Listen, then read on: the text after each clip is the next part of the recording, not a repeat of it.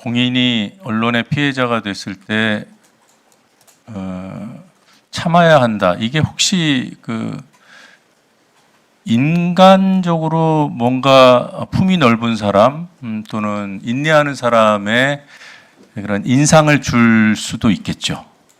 그런데 그리고 또 개인적으로는 아유 뭐 내가 그냥 참고 말지 이럴 수 있는 그런 성격의 소유자들도 있을 겁니다.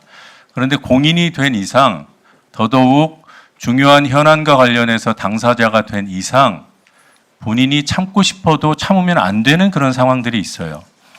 SBS 사건은 유력 정치인을 향해서 심각한 어떤 범죄 혐의, 유착 혐의를 제기했던 보도와 관련된 건입니다.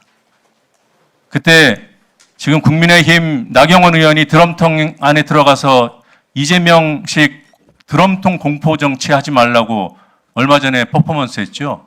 그게 그 출발이 바로 2018년 7월 21일 그것이 알고 싶다. 조폭과 권력편.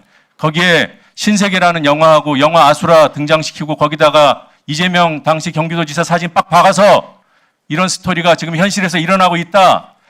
그때 다뤘던 그것이 알고 싶다 보도의 주제가 살인사건이었어요. 조폭이었고 거기에 이재명 경기지사가 성남시장 시절에 유착돼 있었다는 그런 의혹을 제기했습니다. 근거할 만한 할 것이 1도 없어요. 그 뒤에 국민의힘에서 어떻게 했습니까? 그 조폭들 물고 이들이 결국은 국민의힘 정치인들하고 결탁해가지고 돈다발 사진 인터넷에다가 띄우고 그걸 국정감사장까지 끌고 와서 김용판 씨 뭐라고 했습니까? 그리고 그 조폭 그자를 변호한 자가 장영하 국민의힘 당협위원장이에요. 그런 사안에 연루돼서 겨우 7년 8년 들들 당하고 피해를 보다가 겨우 그 장영하에 대해서 유죄 확정이 나서 피해자로서 바로잡고 사과해달라는데 그런 얘기를 안 하면 공인으로서 책무를 다하지 않은 거죠. 그런 얘기를 안 하면 언론이 써줍니까?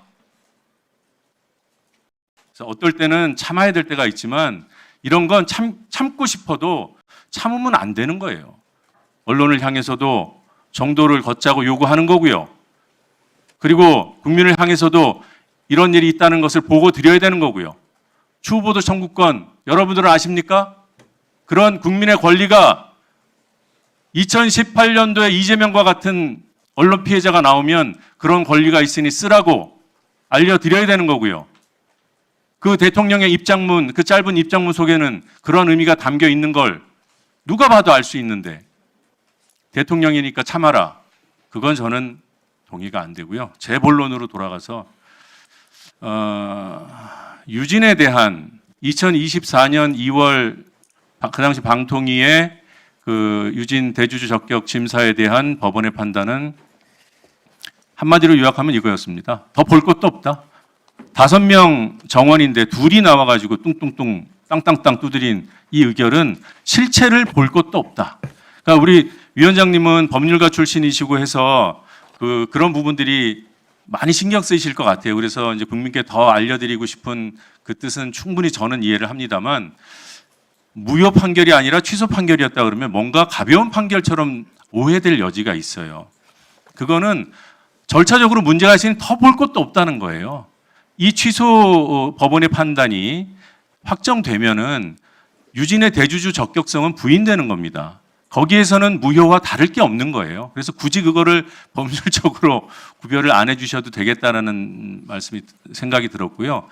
그걸 취소시킨 법원의 1심 판단을 우리 정부는 수용했잖아요. 그렇죠?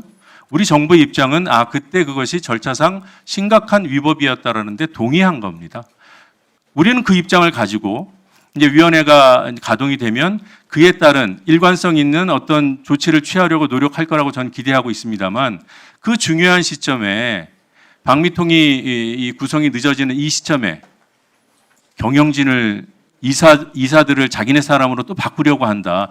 이 꼼수와 이 부당함에 대해서 문제의식을 제기하는 거예요. 거기에 대해서 우리 위원장님이 혹시라도 두둔했다라는 오해를 받으실까 봐 제가 구구절절 부연 설명을 드렸습니다. 이상입니다. 예. 오늘